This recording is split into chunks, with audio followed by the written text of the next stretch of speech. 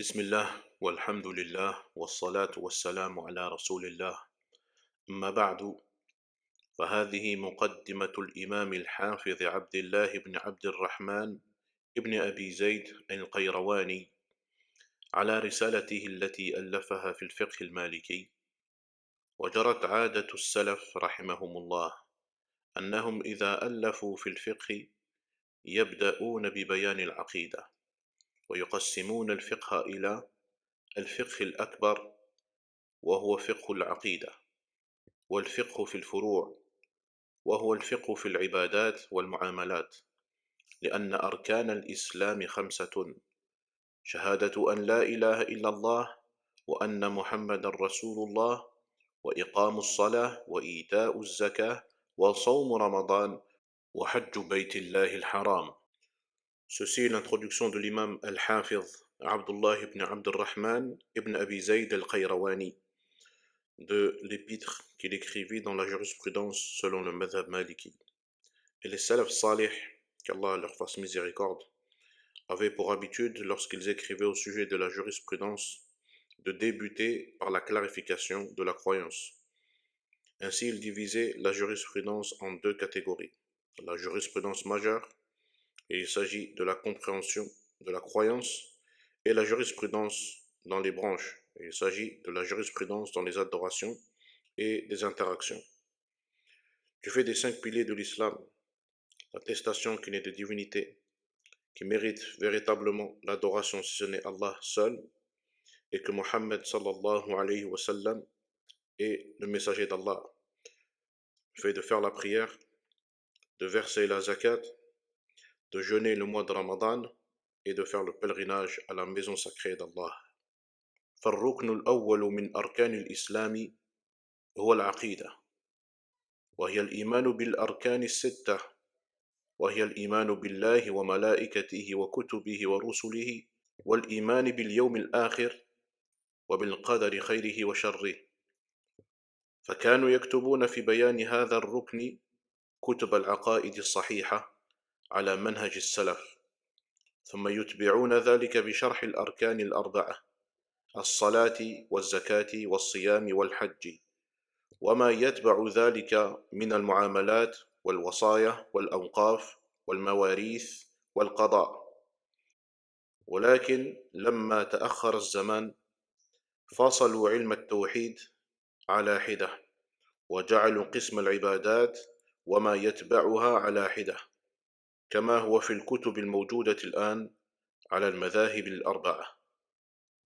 Le premier pilier de l'islam est donc la croyance.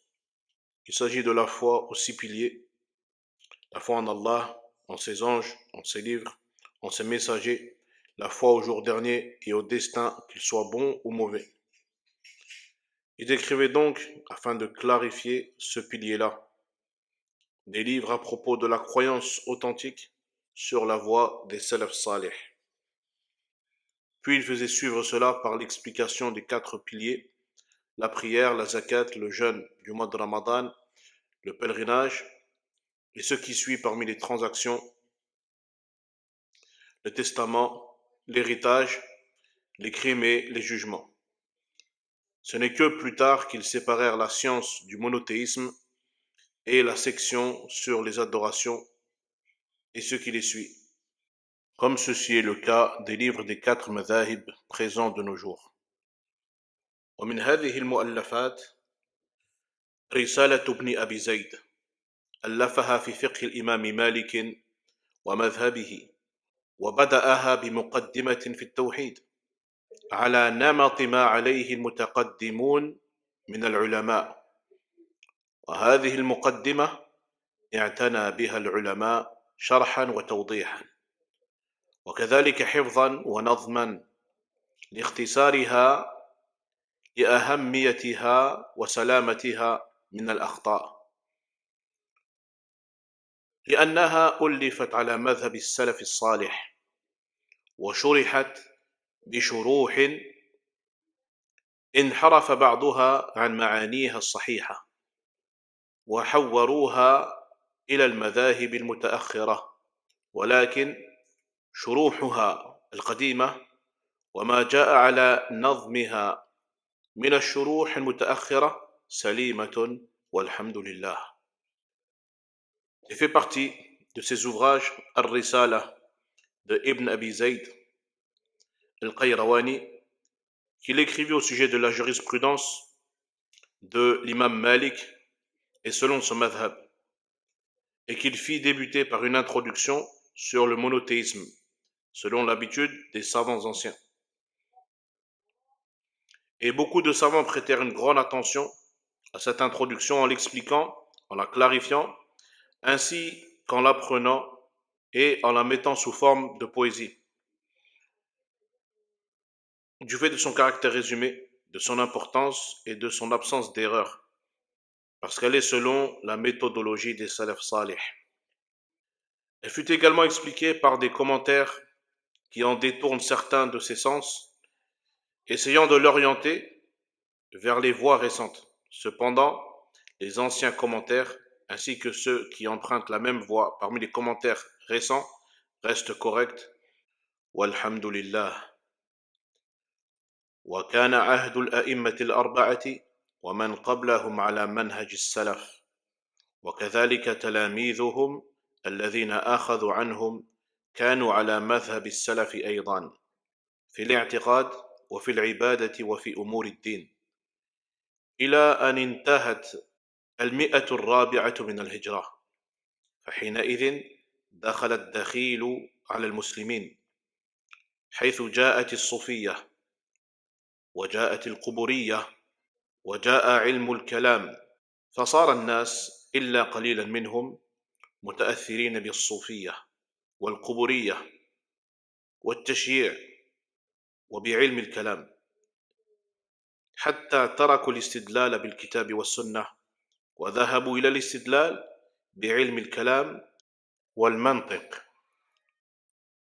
ويسمون ذلك الأدلة العقلية والبراهين العقلية. وأما أدلة الكتاب والسنة فيسمونها الأدلة السمعية الظنية، فهي عندهم تفيد الظن. أما علم المنطق وعلم الكلام فإنه يفيد اليقين، ولذلك سموها بالبراهين العقلية. يقدمون العقل على النقل ويقولون إن العقل لا يخطئ بخلاف النقل، فقد يدخله شيء من ضعف السند والرواية إلى آخره، ويشككون فيها وبنوا عقائدهم على علم الكلام. La génération des 4 imams et ceux qui les précédèrent étaient sur la voie des salaf salih, tout comme le furent leurs élèves qui étudièrent auprès d'eux. Ils furent également sur la méthodologie des salaf salih, dans la croyance, dans l'adoration, dans les affaires religieuses, jusqu'à la fin du 4e siècle de l'Hégire. C'est alors que s'introduisit ce qui s'introduisit chez les musulmans. Émergèrent les soufis, émergèrent les adorateurs de tombes. Apparut également la science de la spéculation et de la logique. Et les gens, sauf peu d'entre eux, furent influencés par le soufisme, par l'adoration des tombes, le chiisme, la science de la spéculation, au point qu'ils délaissèrent le fait de prendre comme preuve le livre d'Allah et la sunna, et choisirent de prendre comme preuve la science de la spéculation, de la logique, appelant cela les preuves et les indications raisonnables. Quant aux preuves du Coran et de la Sunna, ils les appelèrent les preuves textuelles et conjecturales, car selon eux, on n'en tire que des conjectures, alors que l'on tirerait la certitude de la science, de la logique et de la science de la spéculation. C'est la raison pour laquelle ils appelèrent cela les preuves raisonnables. Et ils donnèrent précédence à la raison par rapport au texte, disant, certes la raison ne se trompe pas, contrairement aux textes dans lesquels peuvent s'introduire de la faiblesse au niveau de la chaîne et des rapporteurs. Ils doutent à ce sujet et construisent leurs croyances sur la science de la spéculation.